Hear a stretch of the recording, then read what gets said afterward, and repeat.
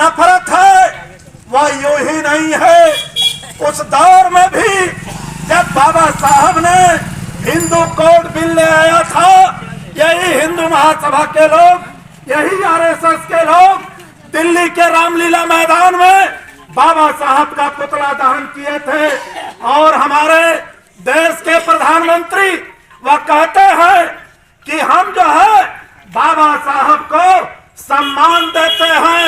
हमने बाबा साहब के उनके जो महू में उनका जो जन्म स्थान है, हमने वहां पर उनकी बहुत बड़ी विरासत खड़ी किया है। साथियों, मैं कहना चाहता हूं, जब प्रधानमंत्री जब चुनाव जीत करके संसद के सामने जब माथा टेकते हैं, तब एक जरूर वह हमला करते हैं संविधान पर। और संविधान पर हमला आप जानते हैं, यही बाबा साहब के संविधान में धर्म और जो निरपेक्षता की बात है, समाजवाद की बात है, इसके खिलाफ बाबा साहब ने जो आया संविधान में निहित किया, यही आरएसएस के लोग, भारतीय जनता पार्टी के लोग माननीय सर्वोच्च न्यायालय गए थे। यह शब्द निकाल दिया जाए, समाजवाद का शब्द और धर्मनिरपेक्षता का शब्द, यही आरएसएस के लोग हैं। यह जो नफरत है, यह नफरत यह अपने आप नहीं आया है, यह सोची समझी रणनीति है। पूरे देश के अंदर किस तरह से देश में हमारी जो साझी संस्कृति है, हमारी विरासत है, उसको खत्म करके इस देश में मनु का संविधान लागू करना है। मित्रों, हम आपसे कहना चाहते हैं, बाबा साहब के संविधान के ऊपर, उनके विचारों पर अगर संघी दलाल, जिनका इतिहास अंग्रेजों से मुखबिरी कर रहा है, जिनका इतिहास अंग्रेजों से दलाली कर रहा है, यह दलाल एक बार फिर वह अपने तेवर में आए हैं। हमें बाबा साहब ने संविधान में बोलने का अधिकार दिया है, संविधान में अभिव्यक्ति की आजादी का अधिकार दिया है।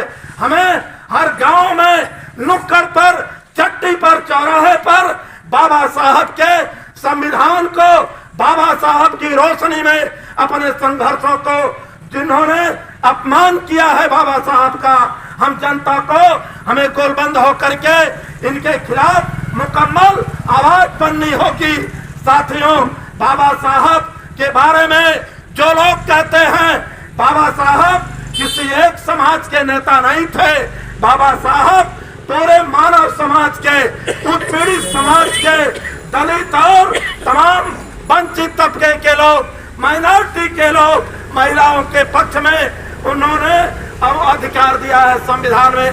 तब हम कहना चाहते हैं कि जो लोग बाबा साहब को एक जातियों में उनको कैद करना चाहते हैं, जरूर उनके कद को छोटा करना चाहते हैं।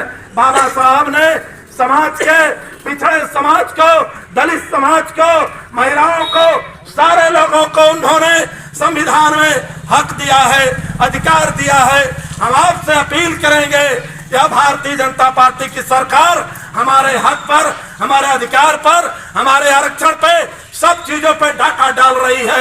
साथियों, अभी आपने देखा भारतीय जनता पार्टी ने हरियाणा के चुनाव में कैसे वहां पर हेरा फेरी करके चुनाव जीता, और सुप्रीम कोर्ट के वकील महमूद प्राचा ने जब वहां के बारे में उन्होंने जब वहां की मांगी जानकारी इलेक्शन कमीशन से, तब सर्वोच्च न्यायालय ने वह आदेश किया कि इनको वह पूरा रिकॉर्ड दिया जाए चुनाव से संबंधित।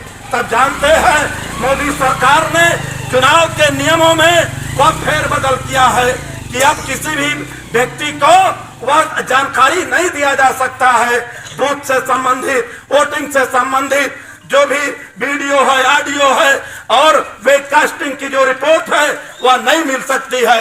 ये भारतीय जनता पार्टी का चुनाव जीतने का नया हथकंडा है। हम अपने ये आज बाबा साहब के सम्मान में, बाबा साहब के अपमानित करने वालों के खिलाफ इस सवाल पर हम उनकी निंदा करेंगे, और हम लोगों को अपने इस आवाज को गांव-गांव तक बुलंद करना होगा।